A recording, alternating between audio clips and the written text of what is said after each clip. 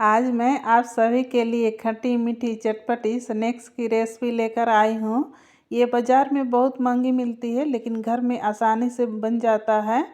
इसे स्टोर करके 1 महीने तक रख कर खा सकते हैं। ये बिल्कुल भी ख़राब नहीं होता है और ये खाने में क्रिस्पी है।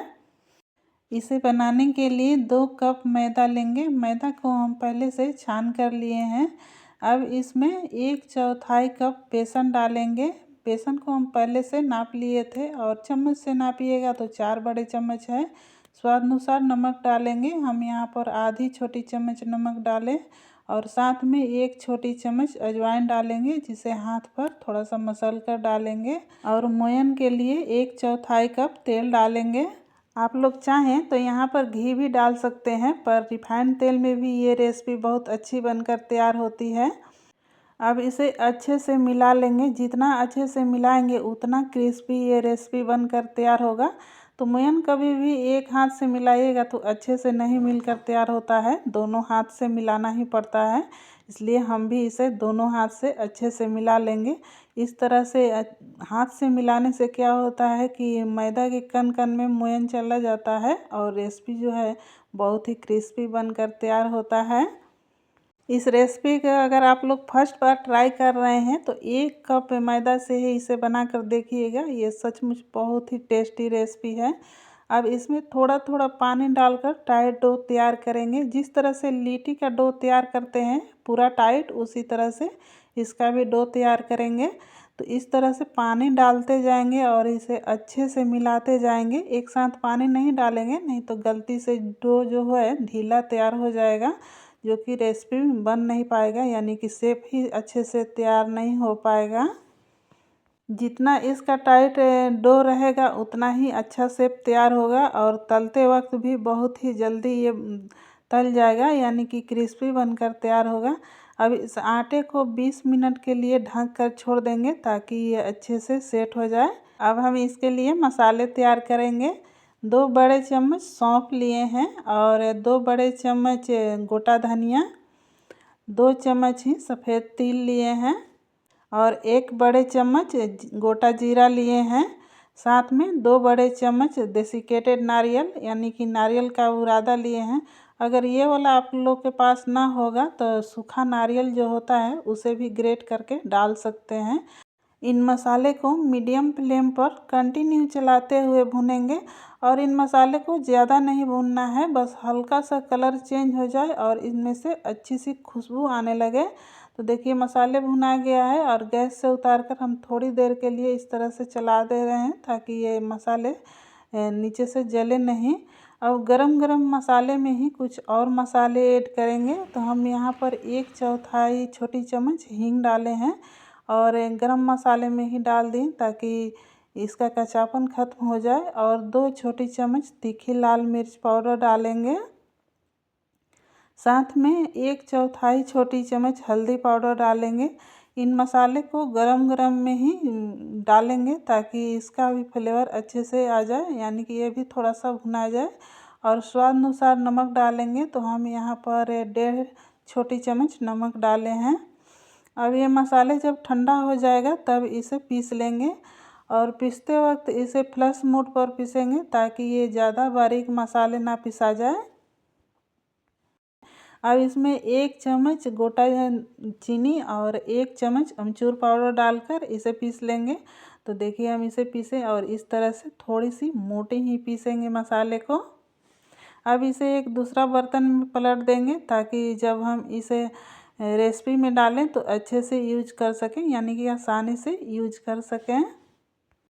अब एक बार फिर से आटे को 1 मिनट के लिए मिला लेंगे ताकि ये थोड़ा सा चिकना हो जाए और जब हम रेसिपी बनाए तो बहुत ही परफेक्ट रेसिपी बनकर तैयार हो।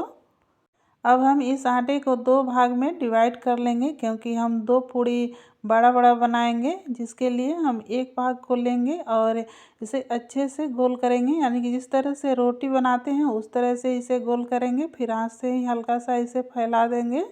इसके बाद सूखा मैदा मैदा डालकर इसे बेलेंगे। हम इसे 2 बड़ा बड़ा पूड़ी बेलकर इस रेसिपी को बना रहे हैं।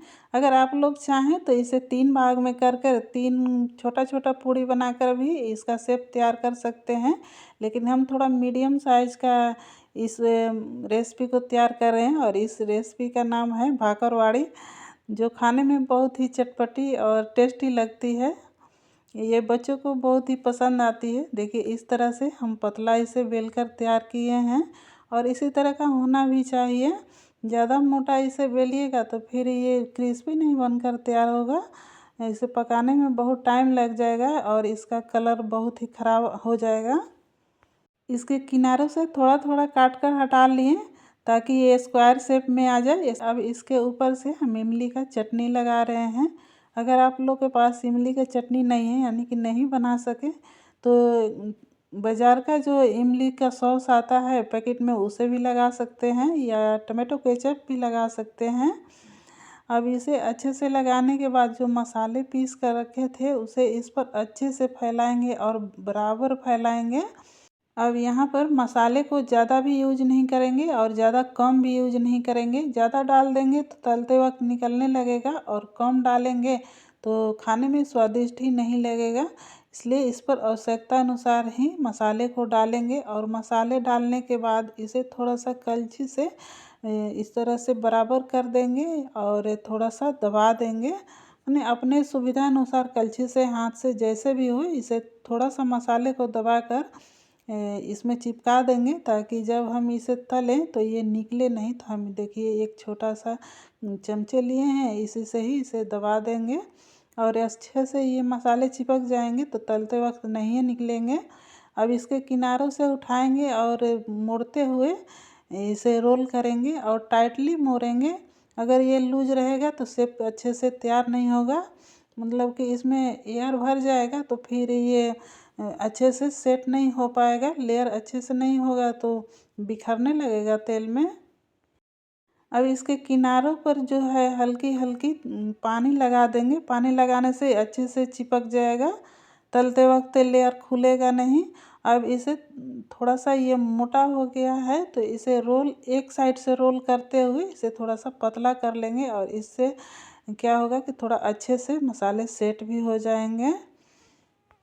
इस तरह से रोल करने के बाद इसके दोनों किनारों से थोड़ा थोड़ा हटा देंगे, क्योंकि इधर मसाले नहीं हैं, और 1/2 इंची से थोड़ी सी चौड़ी ही इसे पीस में काट लेंगे।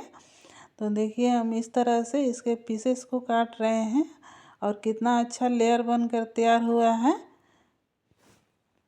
अगर डो टाइट रहेगा तो ये काटते वक्त शेप एकदम परफेक्ट बनकर तैयार होता है, और अगर डो ढीला रहेगा तो ये क्या होगा कि शेप ही बिगड़ जाता है। अब एक एक पीस को लेंगे, थोड़ा सा हल्का हल्का दबा देंगे। इस तरह करने से इसका डिजाइन जो है अच्छे से निकल कर आता है, इसका लेयर अच्छे से दिखता भी है, और ये थोड़ा सा पतला हो जाता है, जिसके कारण ये जल्दी से फ्राई हो जाता है और क्रिस्पी बनकर तैयार होता है।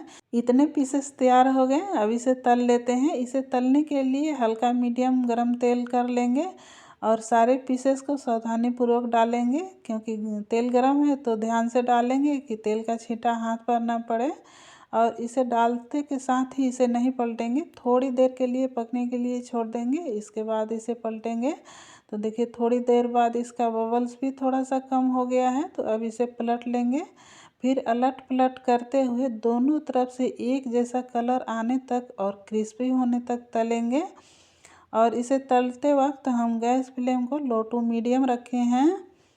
इसे तलने के लिए हम रिफाइंड तेल लिए हैं। अगर आप लोग को मेरी ये स्नैक्स की रेसिपी पसंद आई है तो मेरे वीडियो को कीजिए एक लाइक, और अगर आप लोग मेरे चैनल पर नए हैं तो मेरे चैनल को कीजिए सब्सक्राइब।